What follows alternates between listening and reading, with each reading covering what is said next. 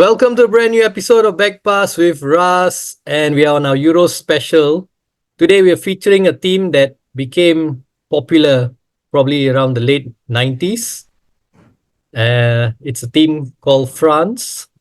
And on the show today, for the first time ever, appearing on the show representing the French, we've got the president of the PSG, Paris Saint-Germain Fan Club Singapore, Romain Janson. How are you doing, Romain? Hello, Ras. I'm doing good. How are you?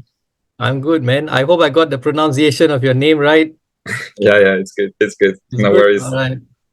That's fantastic. Okay, Roma, let's get the show on the road. So, as you know, we're going to start off with talking about France's participations in the Euros from the 90s to the noughties, and then we'll look forward to the one that is going to happen soon in June. Yeah. Okay, so first up, Euro 92. Okay, Euro 92, France is actually France's first ever participation in the Euros outside of hosting it, and Mhm. they were led by player, a legendary player in his time who won the Euros in 1984, Mr. Michel Platini, and they were actually on a good run leading up to this Euros, 19 games unbeaten. Yeah. So going into this Euros, probably one of the favorites to win alongside the Dutch and the Germans. So not a very good Euros though. They got eliminated in the group stage itself. I know you don't remember too much about these Euros because a bit ahead of your time, but could you just share any memories or research that you've done about these Euros? Yeah.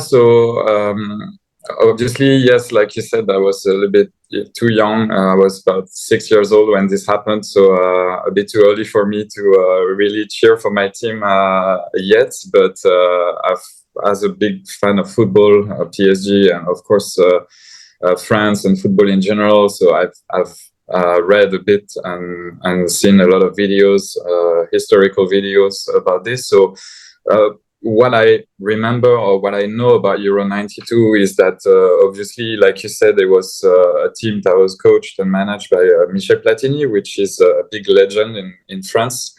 For what he did at Juventus and also for the French national team.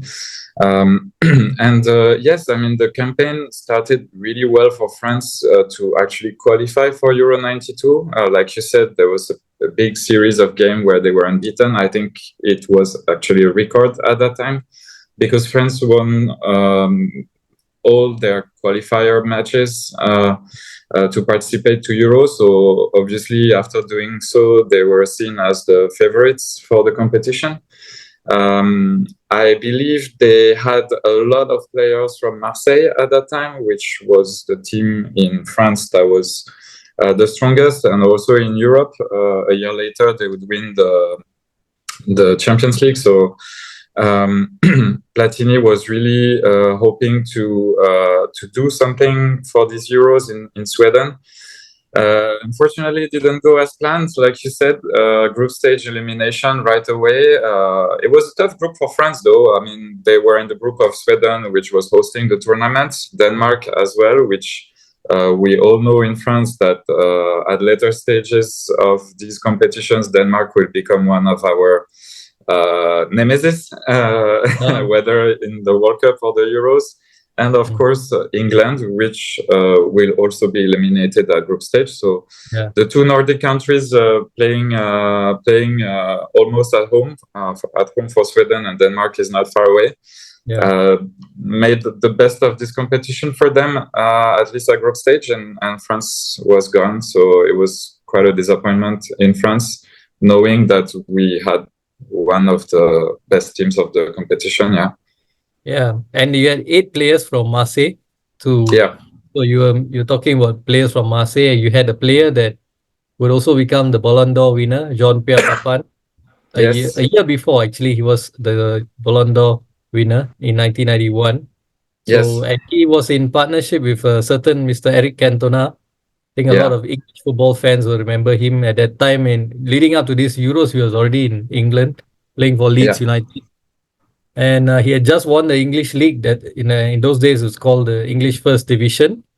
So yeah, that was the French team, and a number of them actually, not too many, but quite a number of them actually went on then in 6 years later to become world champions. So quite a Yeah, formidable team you had at Euro 92. So yeah, 4 years. yeah. Yeah, carry on, carry on. Yeah, I'm looking at the roster right now. So yes, obviously a lot of players from Marseille, but also some very, very famous players that were famous players in the making. I see Laurent Blanc was playing in Napoli at that time. Emmanuel Petit, of course. Didier Deschamps, who is now the manager of the national team. Yeah. And of course, up front, Cantona, Papin for the big names. And yeah, definitely, definitely a disappointment with such a team to be eliminated such early stage. Yeah. Yeah. So moving on now, 4 years later to the Euros hosted by England. And Yes. this French team, okay, what was this French team about? Okay, you have that, you had a disappointment of Euro 92, but you would get lower for French football because you missed out on qualifications for the 94 World Cup in a very dramatic situation, in a very dramatic circumstances, I Yeah. remember. And then, this is a bit like when you come into Euro 96, would you say this is a bit of a rebuilt French team that was building up towards the World Cup that they would host? Yes, so I think, like you said, for the World Cup '94, it was a big disappointment in France. I think this two last games for qualifiers, I think it was against Israel and then Bulgaria. So Yeah. France was on their way to make it to the World Cup, but then they lost against Israel, and then there was this last game against Bulgaria at Parc des Princes in France. Yeah. And this is still a traumatism, I guess, or a nightmare for French people who remember this game because it's a last minute goal from Kostadinov, if I remember. Yeah, correct. And actually, this stirred a lot of issues in the national team. It was the end of it for Ginola back then. Yeah. Because he's the one who lost the ball against Bulgaria, and that counterattack led to Bulgaria scoring and then eliminating France from their way to World Cup. So, of course, yeah, 2 years later, Euro 96, a lot of changes. The coach now is Aimé Jacquet. It's his first big competition. Aimé Jacquet was always seen as a bad choice for France when he was nominated as a coach. So a lot of people were criticizing the way he's building the team and how the team is playing. But he carried on, and I mean, Euro 96, obviously, France didn't win. I think it's a semi-final elimination against Czech Republic. In also a dramatic way, I think penalty shootout. Yes. But we can see in that team that Aimé Jacquet was starting to think about the World Cup '98 a few years later. So I believe there was not so much of expectations for him for Euro 96. And we see in the roster that there are a lot of players that will make it to World Cup '98 2 years later. Yeah. And actually, Aimé Jacquet, throughout this competition, did build a team that would later on be probably the best French national team we ever had. Winning both World Cup '98 in France and Euro 2000 in Italy. So for me, Euro 96 is my first memory as a football fan, watching my team France playing. I remember, so I was 10 years old, and I remember watching that game against Czech Republic that went all the way to penalty shootout. And I remember crying, of course, at the end when France got eliminated, when Reynald Pedros missed that last penalty. So, of course, I was super disappointed as a kid, but I didn't know back then that 2 years later I'll be crying also, but for different reasons. So, yeah. Yes. Yeah. So that team, of course, the Euro 96 team, you had two penalty shootouts. In fact, you knocked out Holland in the quarterfinals on penalties. Then and then you became the victims of a penalty shootout in the semi-final to Czech Republic. Ronald Pedros there, and And of course, this one thing I gotta ask you. Of course, at this point in time, going back to one of the players from Euro '92, in Euro '96, by the time 1996 came about, I think Cantona was probably at his peak of his powers. So a bit of a surprise that he wasn't included in the squad. Maybe that has got to do with the kung fu kick he did on the fan. But were you a bit surprised that he wasn't there, or maybe you felt that if he was there, maybe he could have pushed on and gone further than the semifinals? Yeah, I mean, Cantona, he was one great football player, but of course, also he has that big personality that we all know, and things didn't go well for him with France that much. There was a lot of tensions between him and the various managers that France had, and I think he didn't make it to Euro because of that. I think it was a choice of the coach. Obviously, it's not because of bad performance on the pitch for Manchester, but really there was something that, sometimes it's a coach decision. The coach just thinks that this player will steer some trouble within the team. I think there was some declarations from Cantona about Aimé Jacquet also. That were pretty violent.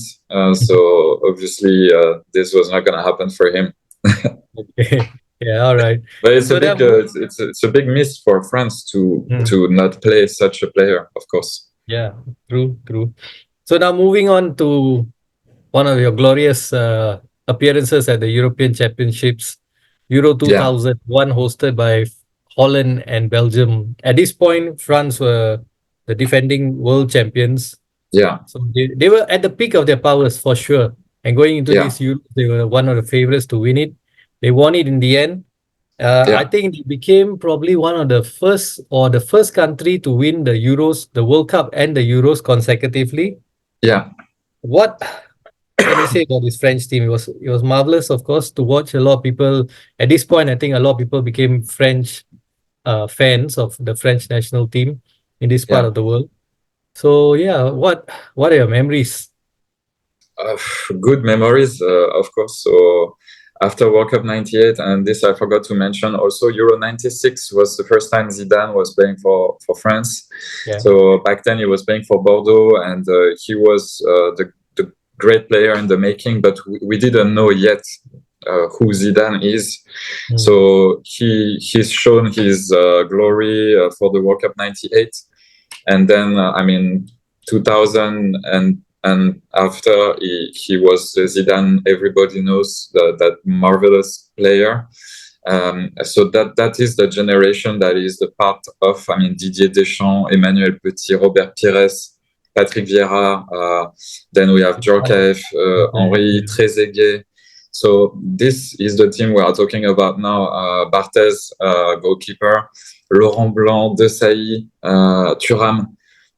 There's nothing better than this. If I think of modern football, of course, we have some amazing players for France, but this is crazy when you think about it. So after winning the World Cup '98, Euro seemed to be reachable for France.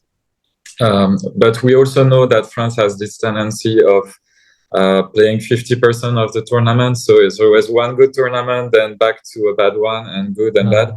So we were trying to see what can be done for Euro for France in 2000. Obviously, they didn't disappoint all the way to that final against Italy. That was pretty cool to watch when you're a French fan. Probably not for the first 90 minutes, but anything that happened after was just amazing. That equalizer from Wiltord, and then back then we were still playing the golden goal rule. So that goal from Trezeguet, a lot of tears again for me back then. As a child, 14-year-old, seeing this, wow! I still have goosebumps. And Italy also is one team that France has a lot of background with and history. So winning against Italy for Euro 2000 was amazing, and back-to-back titles like that, amazing. I think that final was the one that probably gave you the biggest problem. Out of all the games that France played in, the final was the one that gave the French the biggest headache. Probably you were biting your fingernails because it was very late. Italy was leading. They had some chances to extend the lead. They didn't take it. Yes. And then Wiltord scored the equalizer. And even then, that was, you could look at it and say maybe the goalkeeper could have done something better to have saved that. But that is the destiny. Your fate is there. That's the tournament for you to win it, and you won it. Yeah, and at that time, France gave this impression of nobody is able to beat them. They always have this way of, even things not going too well for France, they will always find a way. Like in '98, Croatia, Paraguay, it was always difficult games, but they always came back and scored and qualified. And it was the same here. I mean, all the way till the extra time, they were out, and then they find that goal to put them back on track, and then nothing can happen to them anymore. The title is for them. Yeah. All right. Now 4 years on from that, now you're entering the Euros as hosts. Holders of the tournament in Portugal. You had quite a group stage. Did quite well in the group stage. I remember there was a thrilling match against England in the first group stage match, and then you and yourselves and the English went through to the quarterfinals. No issues in the other games. Maybe talk about the England game first. I think that was quite a thrilling win for France. That was a superb win, actually. A very, very tough game against England, and Zidane would do some magic there. I think scoring 2 goals in the extra time, one being a superb free kick. Yeah. So England thought they will make it against us, but one more time, France coming back from the outer world the last moments and winning. So that helped us, of course, because after that we had a rough game against Croatia and then a win against Switzerland to make it through. So group stage, then in the end was good for us. We finished first of the group, so we have a better chance in the quarterfinal. But England game, Zidane showing again he's the boss of that team, and making everybody happy in Europe or in France. Yeah. Okay, the quarterfinals now, you play against Greece. On paper, you think easy, easy peasy. You got to beat the Greeks. Out they go. You're going much on to the semifinals. That did not happen. This was a Greece-sized side that was, this time again, they were destined to win it. Yes. How was that quarterfinals for you? Watching when it unfolded, the way it did.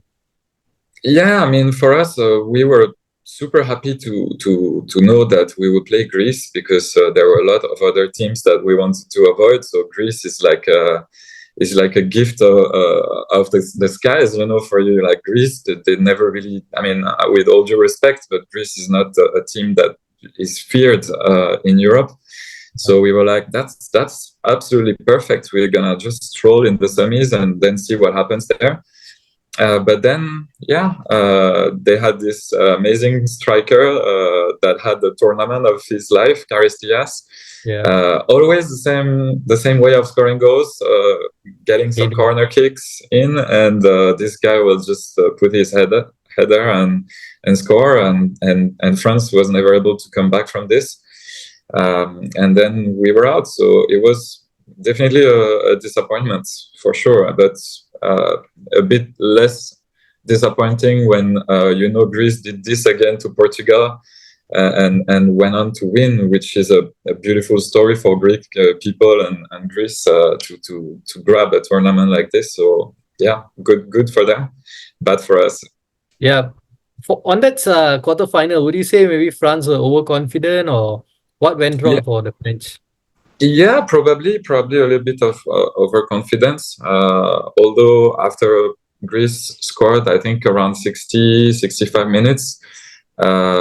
We had plenty of time to come back from this, but eventually we couldn't. So yeah, maybe a little bit of overconfidence, and also sometimes, you know, football is like that. It doesn't work out the way you want it. So yeah. Okay. And now 4 years on, I think at this point it was the end of the era of French dominance and superiority. Yeah. Euro 2008 in Austria. Yeah. Austria and Switzerland, wasn't it? But yeah, group stage, tough group because you had Italy, which you had played 2 years before in the World Cup final and lost. Yeah. And then you had the Dutch as well in the same group. So a bit of a group of death. The other team was Romania. wasn't a very strong Romanian team, but still okay, not bad. But yeah, the two big teams are of course Italy and Holland. But you played against Holland and got hammered by the Dutch. And then later on, the last game of the group stage, you lost to the Italians as well. So very lackluster performance. What do you put that down to? Well, so yeah, 2 years before that, a World Cup in Germany. So France again performing, reaching the final against Italy in a crazy game. Last game of Zidane. Obviously, we all saw that. We all know what happened.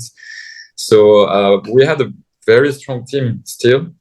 So going to that Euro 2008, we went with confidence. Back then, the manager was Raymond Domenech, which was highly criticized since the very beginning. So although he made it to the final in World Cup 2006, a lot of people say that it's because Zidane came back and that you know, he didn't do much. It's really the players that did it for him.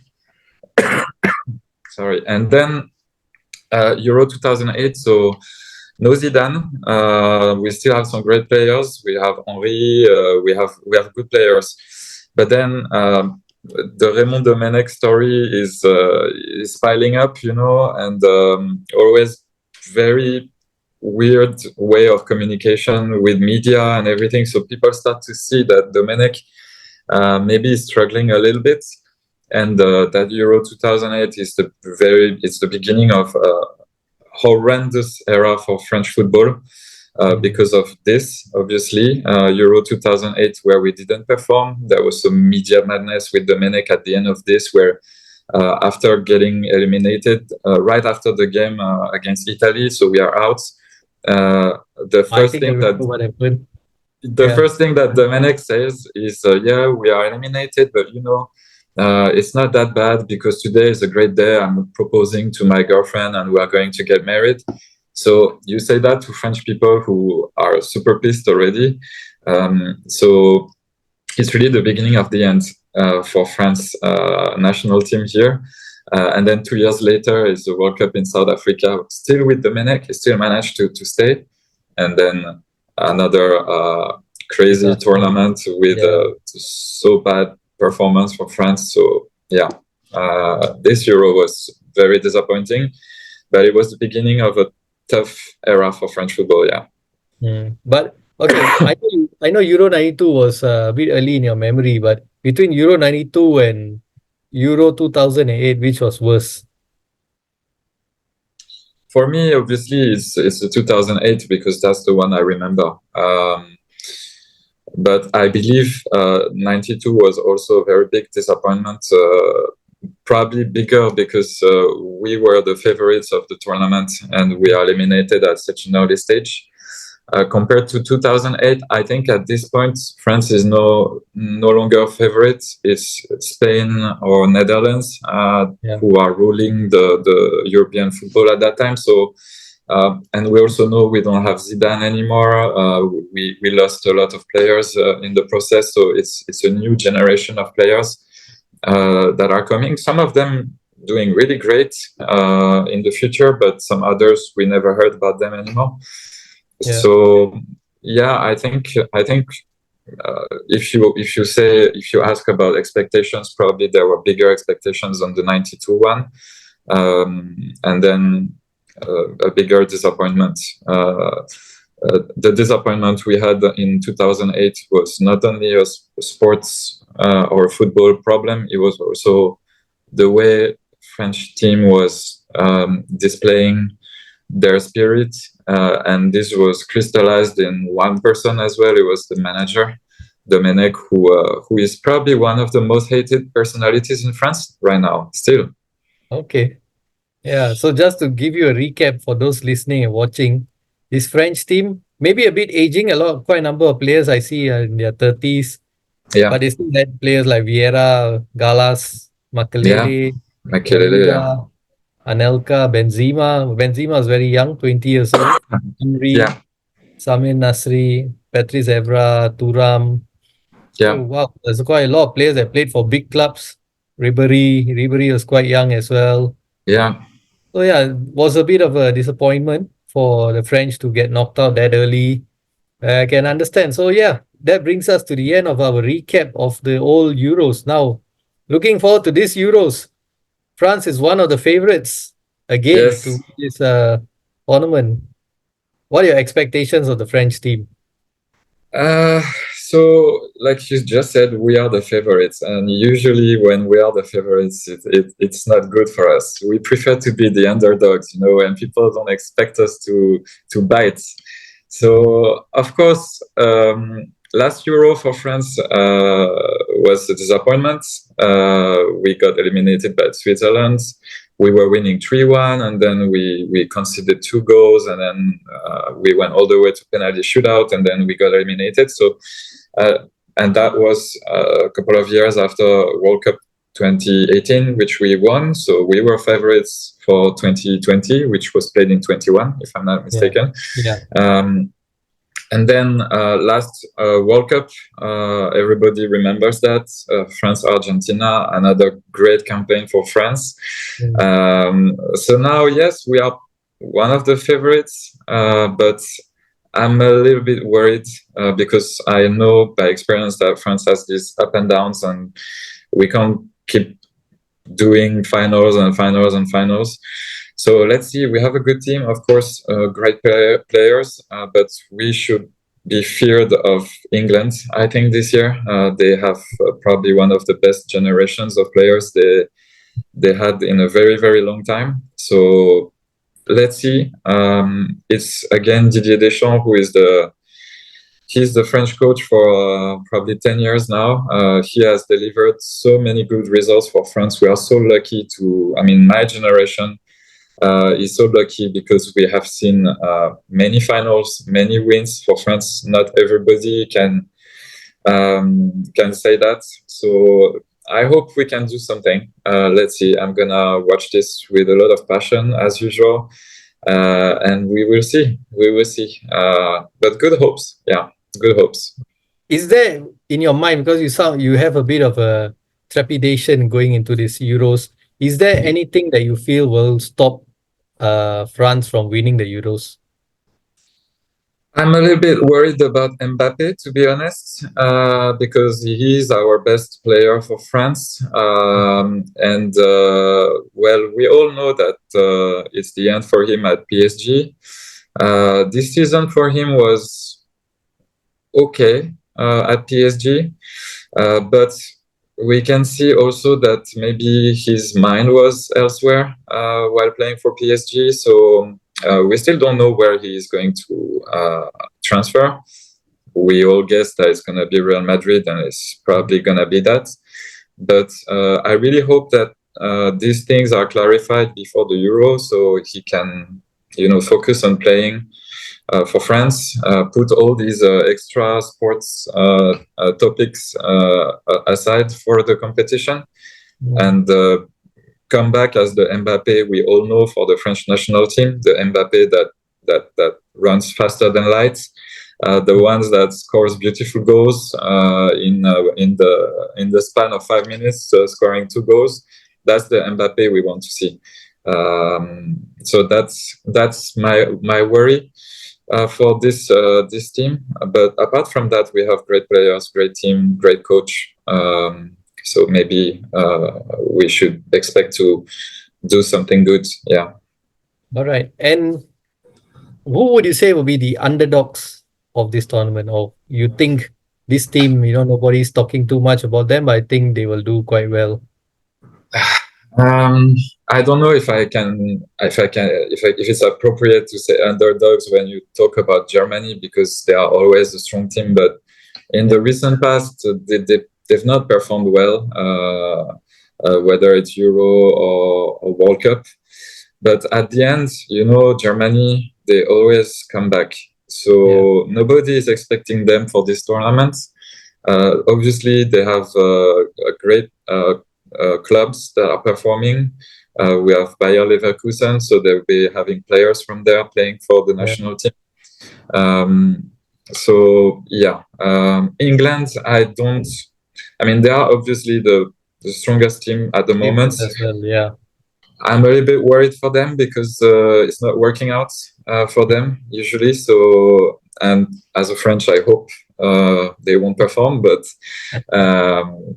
maybe Germany can surprise us, or also Netherlands. These teams, they always end up strong at some point. So let's be worried about them. Yeah. Okay. You talk about England. Just thought of this. Who would you say are France's, greatest rivals when it comes to European football? Wow. For my generation, I think it's Italy, but I think England, there is this love and hate between France and England, and it goes back to some. You share the border as well with England, right? Yeah, we have the channel in between. Yeah. But England is always seen as a big rival in Europe. So I think England, Italy, Germany also, for a lot of confrontations we had in the past and some great games. Spain, not really, not a big rivalry. Portugal, not a big rivalry. I think it's down to England, Germany, and Italy in the more recent years. Yeah. Okay. All right. Okay, Roman. Thanks for taking your time to speak to us and sharing your thoughts and memories. There were beautiful memories as well for yourself and all the French fans listening in. All the best for this Euros. Yes, thank you. Thank you very much. Allez les Bleus. Yeah. Good luck for you, man. Cheers. Thank you. Cheers. Bye. All right. Bye-bye.